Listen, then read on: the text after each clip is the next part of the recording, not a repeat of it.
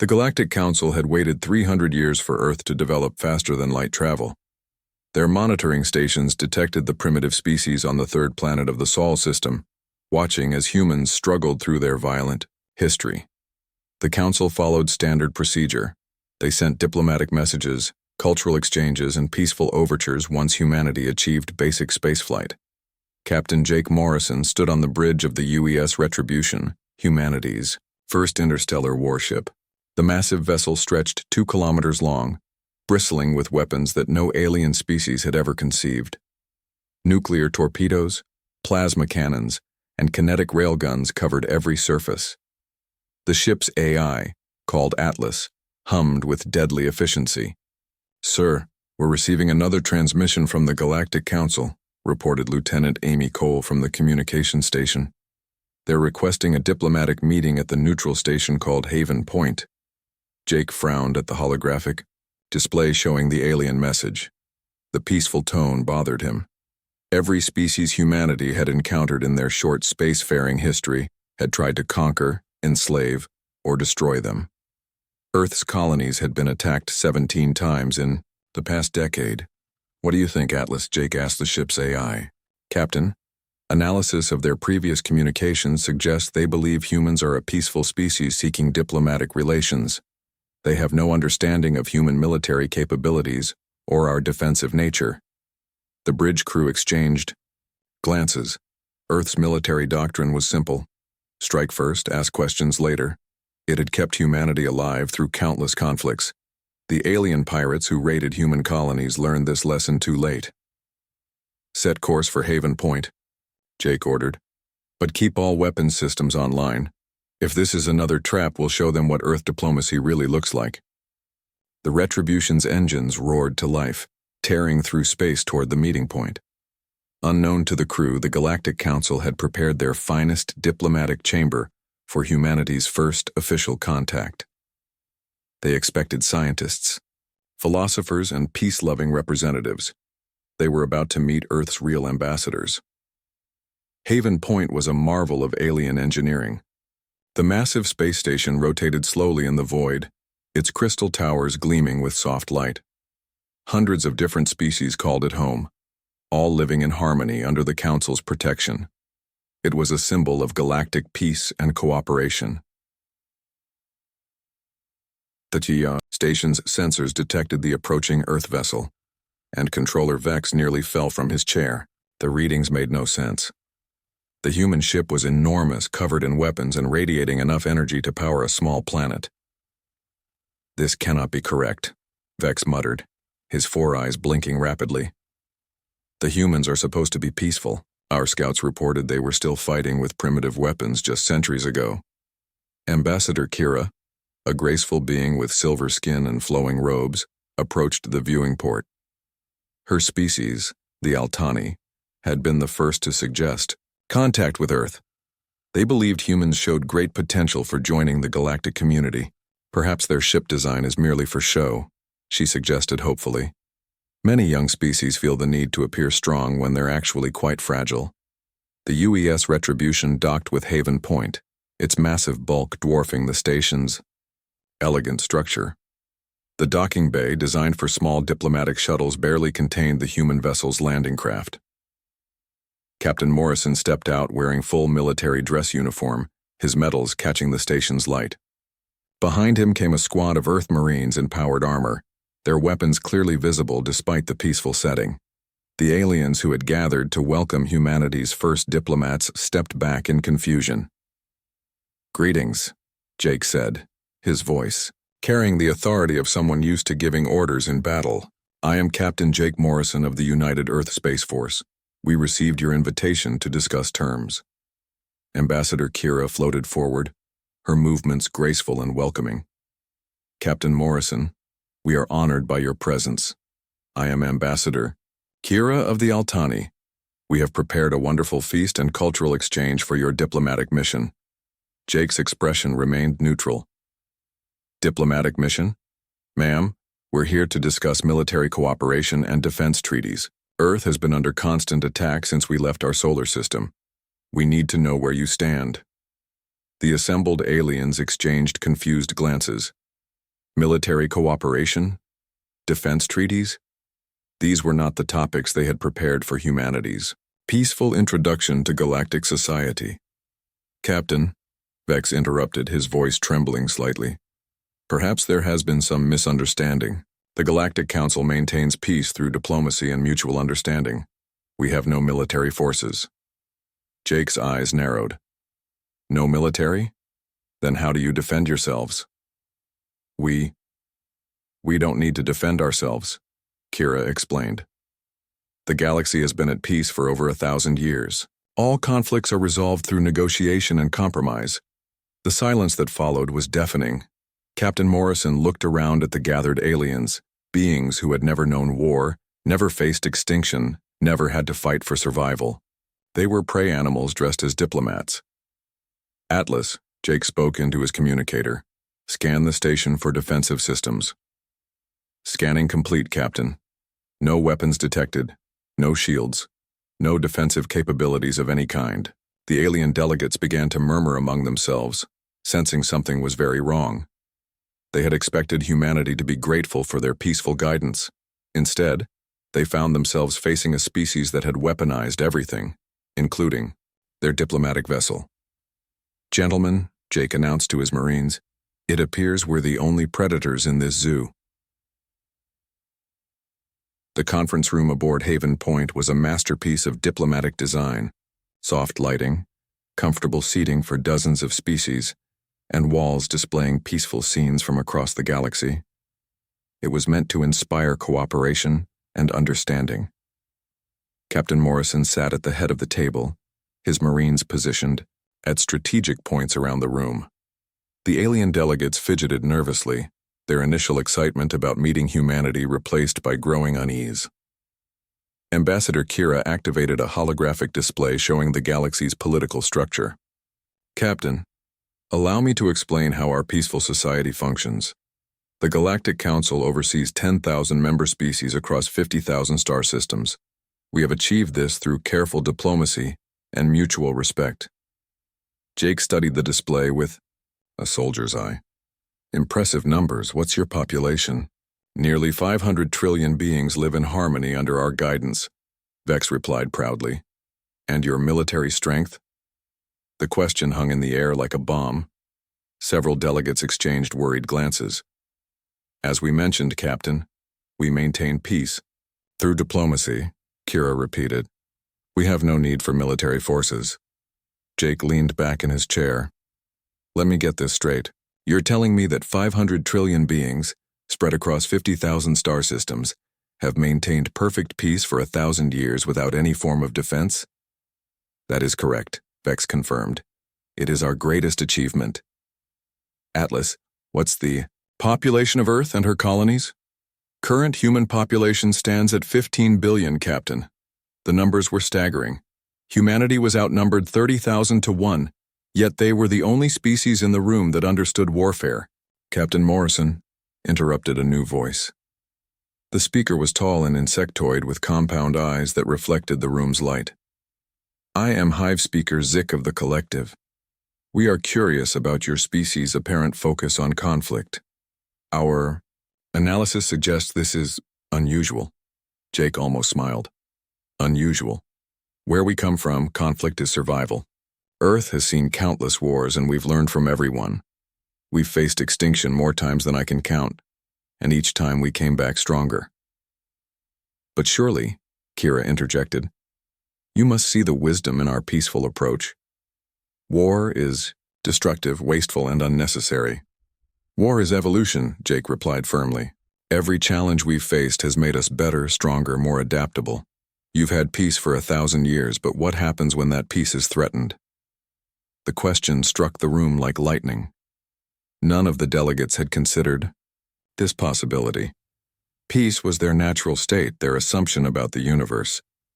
Captain, Vex said slowly, are you suggesting that our peaceful society is vulnerable?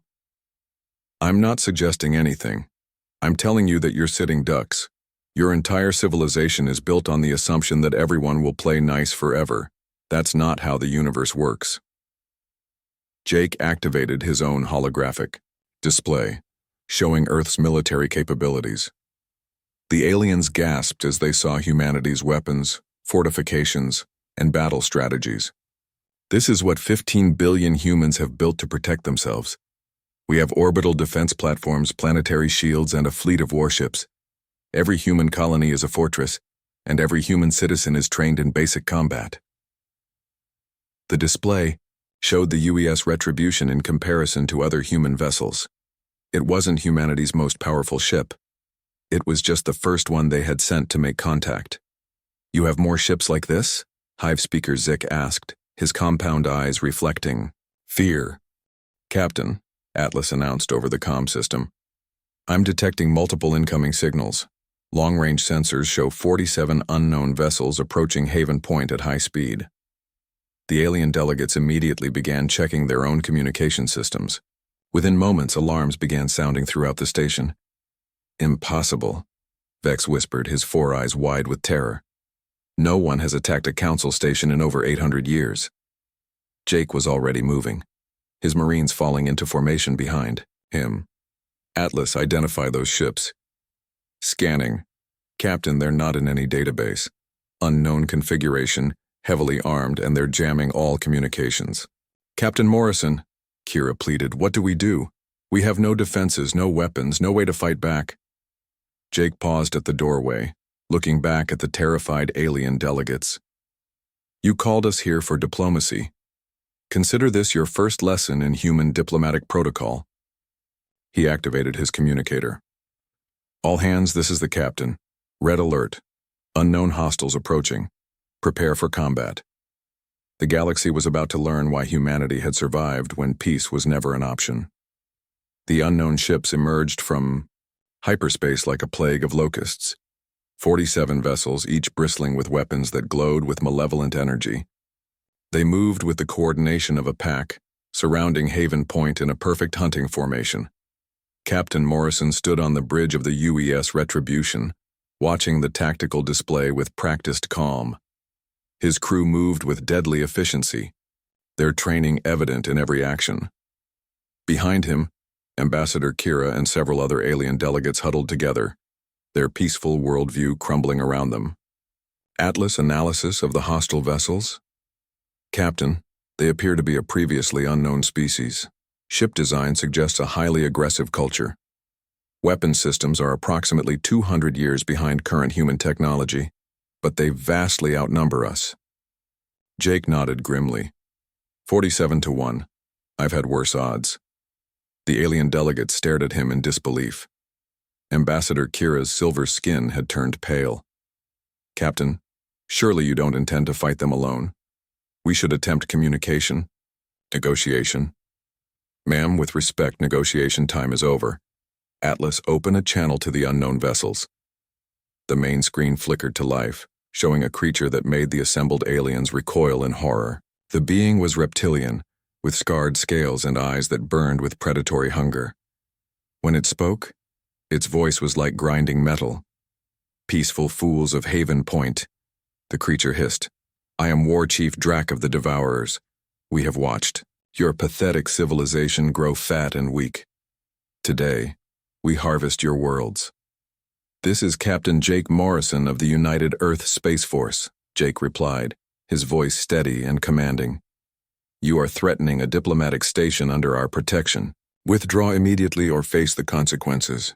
Drac's laugh was like breaking glass. "Humans, the Council's newest pets. You amuse me, little mammal. Your single ship against our fleet? We will crush you and feast on your remains." "You're welcome to try," Jake said calmly, then cut the transmission. The bridge erupted in controlled chaos as the crew prepared for battle. Weapon systems came online, shields powered up, and the ship's AI began calculating firing solutions. The alien delegates watched in amazement as humanity's war machine revealed itself. "Captain," Lieutenant Cole reported, "the Devourer fleet is moving to attack positions. They're targeting the station's critical systems." "Not on my watch," Jake muttered. "Atlas, launch all fighters. Target their command ship first." The Retribution's launch bays opened, releasing a swarm of human fighters that moved like angry wasps.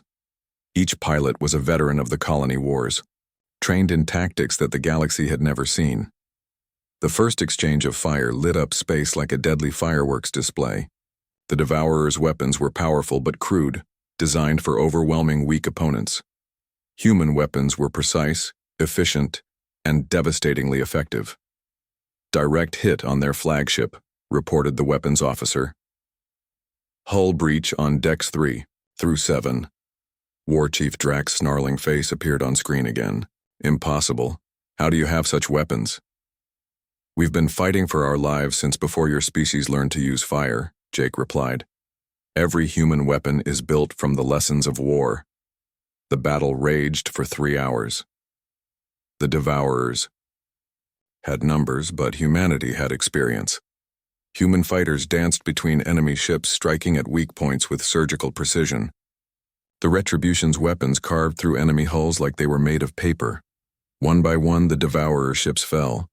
Their pack tactics, designed to overwhelm peaceful civilizations, crumbled against humanity's coordinated assault.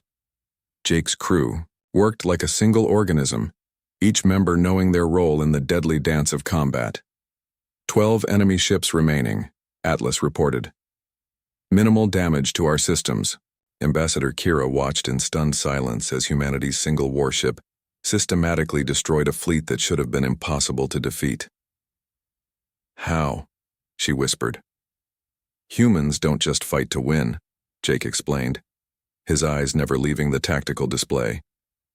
"We fight to survive. There's a difference." The final Devourer ship exploded in a brilliant flash, its destruction marking the end of the battle.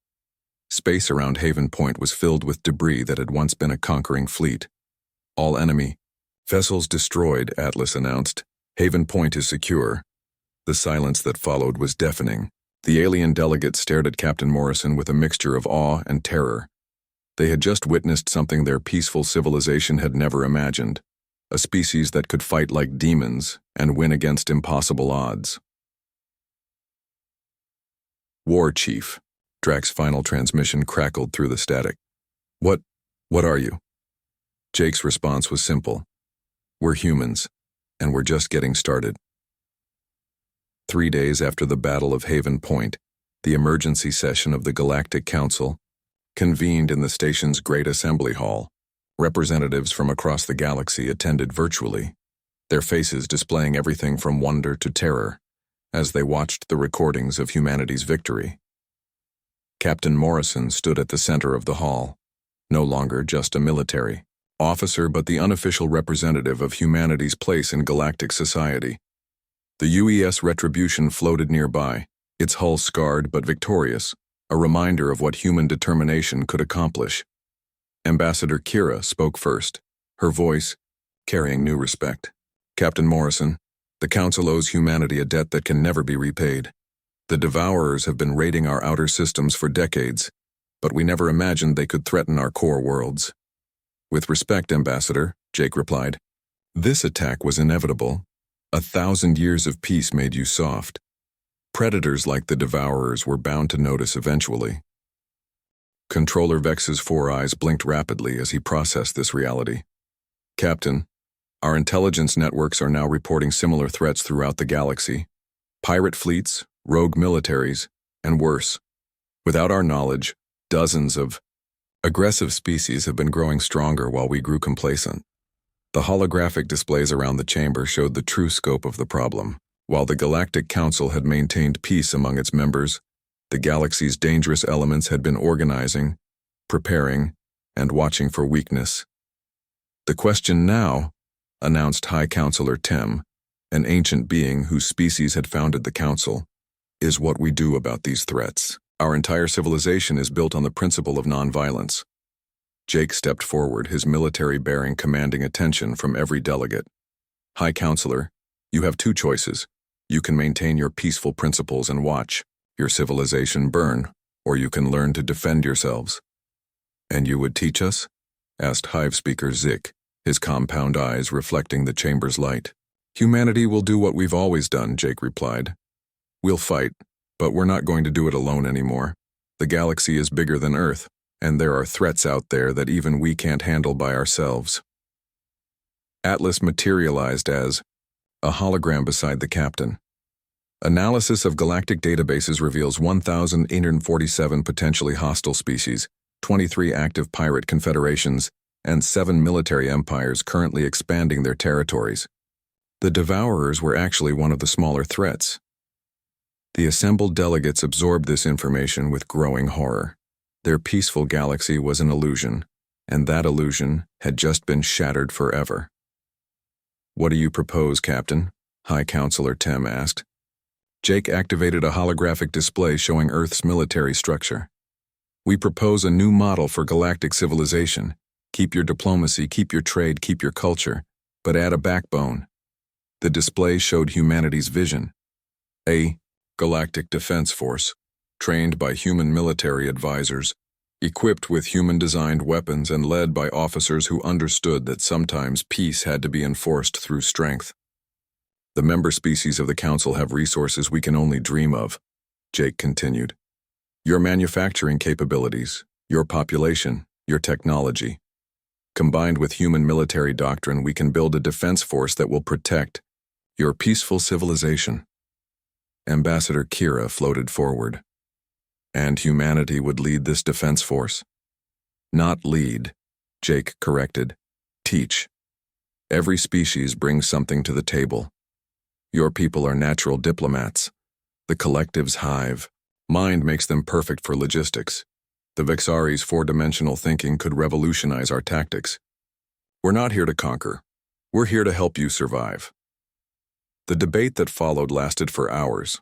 Some delegates worried about militarizing their peaceful society. Others questioned whether humanity could be trusted with such power. But, as reports continued to arrive of attacks on outer colonies and trade routes, the reality became clear. High Counselor Tem finally called for a vote. "All in favor of establishing the Galactic Defense Force under Joint Human Council authority?" The results were overwhelming. 9,847 species voted in favor, with only 153 abstentions and no opposing votes. As the session concluded, Ambassador Kira approached Captain Morrison. "Captain, I hope you understand what you've done. You've changed the galaxy forever." Jake nodded, looking out at the stars through the station's massive windows. "Ma'am, the galaxy was already changing. We just made sure it changed in a way that keeps everyone alive." In the months that followed, the first Galactic Defense Force cadets would arrive at newly constructed training facilities. They would learn human tactics, human determination, and human resilience. The galaxy would never again be defenseless. The Council had expected diplomats when humanity arrived at their door. Instead, they found their saviors. And in the vastness of space, where predators lurked in every shadow, that made all the difference. The end.